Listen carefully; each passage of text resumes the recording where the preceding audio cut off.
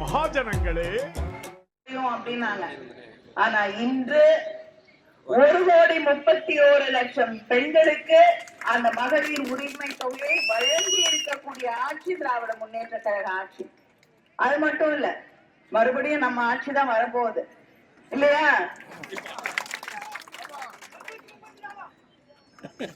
அந்த ஆட்சியில 1000 ரூபாய் 2000 உயர்த்தி வழங்கப்படும்.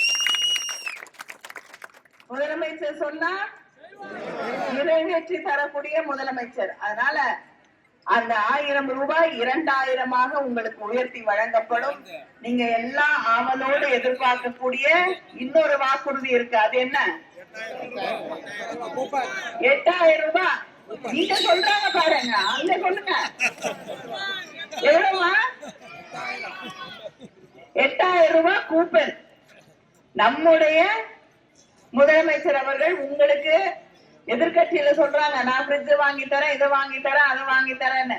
ஆனா முதலமைச்சர் அவர்கள் வாக்குறுதியை நிறைவேற்றி தரக்கூடிய முதலமைச்சர் அவர்கள் உங்களுக்கு வாக்குறுதி கொடுத்திருக்கிறார்கள். 8000 ரூபாய் கூப்பன் கொடுக்கிறேன். அதுல நீங்க என்ன வாங்கணும்னு நினைக்கிறீங்களோ, ஃப்ரிட்ஜ் வேணுமா, வாஷிங் மெஷின் வேணுமா, கிரைண்டர் வேணுமா, மைக்ரோவேவ் ஓவன் வேணுமா, எது வேணுமோ நீங்க வாங்கிக்கோங்க. நீங்க தேர்ந்தெடுக்க கூடியது உங்க கையில இருக்கு அப்படின்னு சொல்லி அந்த 8000 ரூபாய் கூப்பனை தரக்கூடிய முதலமைச்சர் நம்முடைய முதலமைச்சர் அவர்கள். கல்லூரியில போய் படிக்கக்கூடிய பிள்ளைங்களுக்கு மாதம் 1000 ரூபாய் வழங்கி கொண்டிருக்கக்கூடிய ஆட்சி திராவிட முன்னேற்ற கழக ஆட்சி. ஆண்களாக இருக்கட்டும் பெண்களாக இருக்கட்டும், கல்லூரியில போய் படிக்கும் போது அவங்களுக்கு மாதம் 1000 ரூபாய். அடுத்த முறை ஆட்சிக்கு வந்த உடனே அது 1500 உயர்த்தப்படும். அது மட்டும் இல்ல, படிச்சு முடிச்சு வேலை தேடிட்டு இருக்கக்கூடிய அந்த நேரத்துல அந்த பிள்ளைங்களுக்கு வேலை தேடக்கூடிய நேரத்துல அவங்களுக்கு பயிற்சி அளிக்கப்படும். ட்ரைனிங், வேலை கிடைக்கிறதுக்கான பயிற்சியும் அளிக்கப்படும். அதே நேரத்துல அவங்க மனசு சோர்ந்து போக கூடாதுங்கிறதுக்காக 1500 ரூபாய் ஒவ்வொரு மாதமும் வழங்கப்படும். உங்க வீட்டுல இருக்கக்கூடிய பிள்ளைகளுக்கு அந்த 1500 ரூபாய் படிச்சு முடிச்ச உடனே அது வழங்கப்படும். விடியல் பயணம், நகர்ப்புறங்கள்ல இருக்கக்கூடிய சகோதரிகளுக்கு விடியல் பயணத்தை உருவாக்கி தந்திருக்கக்கூடிய ஆட்சி திராவிட முன்னேற்ற கழக ஆட்சி. இங்க நிறைய சகோதரிகள் வந்திருக்கீங்க. உங்களோட ஒன்றை பகிர்ந்து கொள்ள விரும்புகிறேன். தஞ்சை பக்கத்துல வலங்கை மாநில ஒரு சகோதரி சின்ன வயசுலயே கல்யாணம் பண்ணி வச்சுட்டாங்க. படிக்க முடியல, படிக்கணும்னு மனசு முழுக்க அந்த பெண்ணுக்கு ஆசை. சத்யா என்ற சகோதரி படிக்க முடியல, குழந்தை பிறந்துருச்சு, 2 பிள்ளைங்க படிக்கிறதுக்காக ஆடு மாடுகள் எல்லாம் வளர்த்து அந்த பிள்ளைங்களை படிக்க வச்சாங்க. பையன் பாலிடெக்னிக் போறான், 17 வயசு.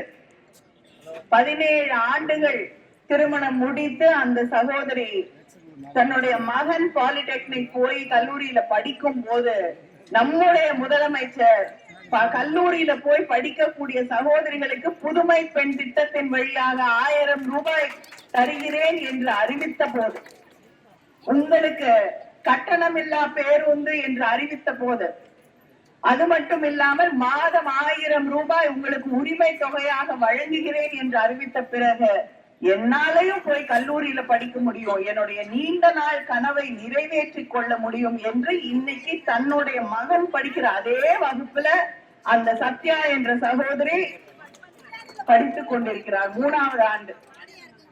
இப்படி எத்தனையோ பேருடைய கனவுகளை, சகோதரிகளுடைய கனவுகளை நிறைவேற்றி தந்திருக்கிறோம் என்ற அந்த உரிமையோடு வந்து இன்னைக்கு உங்ககிட்ட எங்களுக்கு ஓட்டு போடுங்க, கை சின்னத்திலே வாக்களியுங்கள் என்று உங்களிடம் கேட்கிறோம். 100 நாள் வேலை, அதை நிறுத்தக்கூடிய ஒரு ஆட்சி அங்கு டெல்லியில் இருக்கக்கூடிய ஆட்சி, மோடி அவர்களுடைய ஆட்சி. அதை எதிர்த்து ஒரு கேள்வி எடப்பாடி பழனிசாமி சொல்லல. சாதாரண கிராமங்கள்ல இருக்கக்கூடியவர்களுக்கு கிடைக்க வேண்டிய வேலை 100 நாள் வேலை, அதை நிறுத்துறதுக்கு சட்டம் கொண்டு வரார். காங்கிரஸ், திமுக என்ன நம்ம கூட்டணியில இருக்கக்கூடிய அத்தனை பேரும் அதை எதிர்த்து போராடுகிறோம். ஆனால் அதிமுக வாயை திறக்கல. ஏன்னா அங்கே மேடையிலே நமக்கு எதிராக அணிவகுத்திருக்கக்கூடிய அணி அப்படிங்கிறது தமிழ்நாட்டுக்கு துரோகம் செய்யக்கூடிய அணி, இந்திய மக்களுக்கு எதிரான அணி. அவங்க make in India make in இந்தியான்னு பிரதமர் சொல்லுவார். இந்தியாவில அதானி அம்பானியை தவிர வேற எதையும் மேக் இன் இந்தியா அவங்க பண்ணல. அவங்க 2 பேரையும் தான் வளர்த்து வைத்திருக்கிறார்கள், வேற எதையும் இந்தியாவில வளர்க்கவே இல்லை.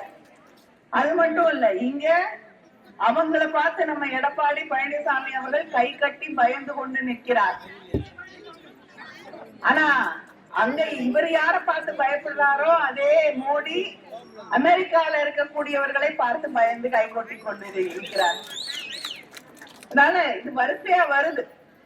இப்படி மேக் இன் இந்தியா ஒண்ணுமே இல்ல, நாங்க வெளிநாட்டுல இருந்து வாங்குவோம் அப்படின்னு கேஸ வெளிநாட்டுல இருந்து வாங்கி வாங்கி வாங்கி இன்னைக்கு போர் நடக்கக்கூடிய சூழ்நிலையில அடுத்த கியூல பணத்துக்காக கியூல நின்னோம். பண மதிப்பிழப்புன்னு சொல்லி பேங்க் வாசல்ல நின்னோம். கோவிட் நேரத்துல வாசல்ல ஹாஸ்பிட்டல் வாசல்ல நிக்க வச்சாங்க. அடுத்த கியூ கேஸ் சிலிண்டருக்கு வாங்குறதுக்கு நிக்கணுமா என்னன்னு தெரியாத ஒரு நிலையிலே இருக்கிறோம்.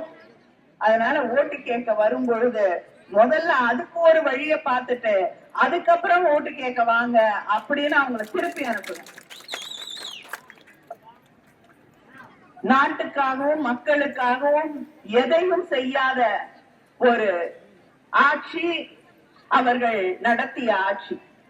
ஒன்றியத்திலே தமிழ்நாட்டுக்கு எதையும் பட்ஜெட்ல தமிழ்நாடுங்கிற பேர் கூட இல்லை.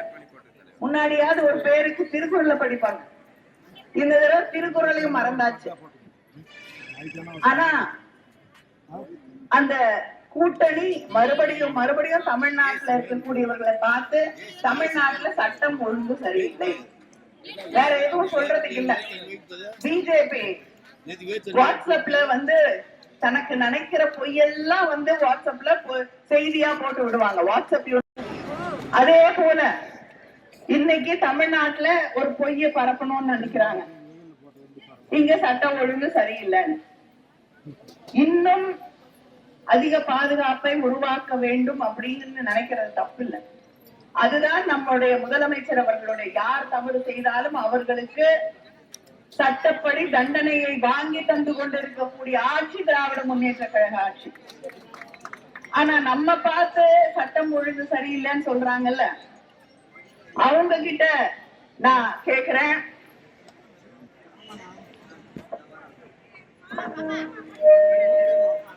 யூபியில மற்றும் தேசிய அளவுல இருக்கக்கூடிய சட்டம் ஒழுங்கின் நிலை என்ன? அதிமுக ஆட்சியில 3 லட்சத்துக்கு மேல குற்றங்கள் பதிவு செய்யப்பட்டது. ஆனால் நம்முடைய முதலமைச்சர் அவர்களுடைய ஆட்சியில அது 2 லட்சமாக குறைந்திருக்கிறது. அதிமுக ஆட்சியில 3,22,852. இப்ப நம்முடைய ஆட்சியில 2,03,000. அது மட்டும் இல்லாமல் பெண்களுக்கு எதிரான குற்றங்கள் தேசிய சராசரி 65%, உத்தரப்பிரதேசத்துல 58%, தமிழ்நாட்டுல 23%. இந்த 23%ம் இல்லாமல் செய்ய வேண்டும் என்று ஆட்சி நடத்தி கொண்டிருக்கக்கூடியவர்கள் நாம். ஆனா 65% பற்றி அக்கறை இல்லாமல் ஆட்சி நடத்தி கொண்டிருக்கக்கூடியவர்கள் ஒன்றியத்தில் இருக்கக்கூடியவர்கள் என்பதை நாம் புரிந்து கொள்ள வேண்டும்.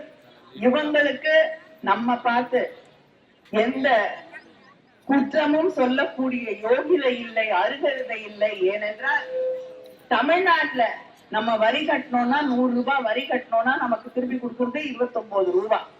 யூபியில வரி கட்டினாங்கன்னா 100 ரூபாய், அவங்களுக்கு திருப்பி கொடுக்கறது 333 ரூபாய். பீகார்ல வரி கட்டினாங்கன்னா 922 ரூபாய். மத்திய பிரதேசத்துல 100 ரூபாய் வரி கட்டினா 279 ரூபாய். இதுதான் அவர்கள் தமிழ்நாட்டுக்கு தொடர்ந்து செய்து கொண்டிருக்கக்கூடிய ஓரவஞ்சனை என்பதை புரிந்து கொள்ளுங்கள். இந்த தேர்தல்ல நம்முடைய முதலமைச்சர் அவர்கள் நமக்காக வாக்குறுதிகளை தந்திருக்கிறார்கள். உங்களுக்கு தெரியும், வாக்குறுதி கொடுத்தா அது அத்தனையும் நிறைவேற்றி தரக்கூடிய ஆட்சி திராவிட முன்னேற்ற கழக ஆட்சி. இந்த பகுதியில சோழ முன்னேற்ற கழகம் செய்திருக்கக்கூடிய வளர்ச்சி பணிகள் இங்கே மட்டும் மகளிர் உரிமை தொகை 61,320 மகளிருக்கு இந்த பகுதியில இந்த தொகுதியில மட்டுமே உரிமை தொகை வழங்கப்பட்டிருக்கிறது. காலை உணவு திட்டத்தின் வழியாக கிட்டத்தட்ட 10,000 மாணவர்கள் இந்த பகுதியிலே மட்டும் பயன்பெறக்கூடியவர்களாக இருக்கிறார்கள். அடுத்த ஆட்சி வந்தவுடனே அது 8வது வகுப்பு வரை விரிவாக்கம் செய்யப்பட்டு வழங்கப்படும். பணப்பாக்கத்துல சிப்காட் தொழில்பேட்டை உருவாக்கப்பட்டு 900 கோடி மதிப்பீட்டுல 90,000 கோடி மதிப்பீட்டுல டாடா மோட்டார்ஸ் கார் தயாரிப்பு ஆலை நிறுவப்பட்டிருக்கிறது.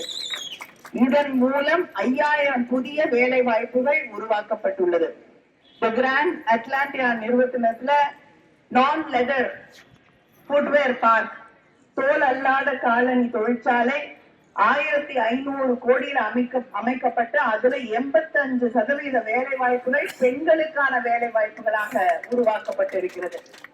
சோளிங்கர் பேரூராட்சியில திராவிட முன்னேற்ற கழக ஆட்சியில தான் நகராட்சியாக அது தரம் உயர்த்தப்பட்டது. ஜம்புகுளத்துல அரசு கல்லூரி மற்றும் அறிவியல் கல்லூரி கட்டடங்கள் 11 கோடி செலவுல கட்டி முடிக்கப்பட்டுள்ளது. காவேரிப்பாக்கம் ஒன்றியத்துல உள்ள கங்காதரநல்லூர் ஏரி, மங்களம் பெரிய ஏரி, பன்னியூர் ஏரி, சமத்துவானத்தம் ஏரி ஆகிய 4 ஏரிகள் புனரமைக்கப்பட்டுள்ளன.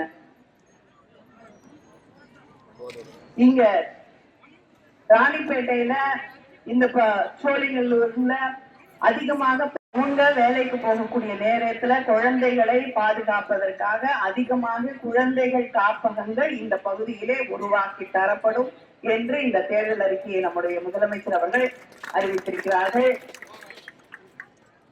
நீர்நிலைகள், இந்த பகுதியில் இருக்கக்கூடிய நீர்நிலைகள் தண்ணீர் பிரச்சனையை தீர்ப்பதற்காக தூர்வாரி கரைகள் பலப்படுத்தி அங்க தண்ணீர் சேமிக்கக்கூடிய வேலைகள் நிச்சயமாக செய்யப்படும். சோளிங்கர் கோவில் மற்றும் அதை சுற்றியுள்ள பகுதிகளில பக்தர்களுக்கான வசதிகள் மேம்படுத்தி தரப்படும். நெல்ல பாதுகாக்கிறதுக்காக சைலோ ஸ்டோரேஜ் முறையில தானிய சேமிப்பு கிடங்குகள் உருவாக்கப்படும். சோளிங்கர் நகரில் புதிய புறவழி சாலை அமைக்கப்படும். இந்த பகுதியில் இருக்கக்கூடியவர்களுடைய நீண்ட நாள் கோரிக்கை கால்நடை மருத்துவமனை, 24 மணி நேரம் இயங்கக்கூடிய கால்நடை மருத்துவமனை வேணும்னு கேட்டீங்க. அது நம்முடைய ஆட்சி வந்தவுடன் உருவாக்கி தரப்படும். இப்படி உங்களுக்கான ஆட்சியை நடத்திய நம்முடைய முதலமைச்சர் அண்ணன் தளபதி அவர்களுடைய பெயரால் வரக்கூடிய ஆட்சியிலே மக்களுக்காக பணியாற்றக்கூடிய வாய்ப்பை எங்களுக்கு மீண்டும் வழங்க வேண்டும் என்று உங்களை எல்லாம் வேண்டி கேட்டுக்கொள்கிறேன். இந்த தொகுதியிலே, சோளிங்கர் தொகுதியிலே நம்முடைய வேட்பாளர் முனிரத்னம் அவர்களுக்கு கை சின்னத்திலே வாக்களித்து அவரை வெற்றி பெற செய்ய வேண்டும் வேண்டும் வேண்டும் என்று உங்களை எல்லாம் வேண்டி கேட்டுக்கொள்கிறேன். இங்கே நம்முடைய கூட்டணியின் சகோதரர்கள் எல்லாம் வந்திருக்கிறார்கள்.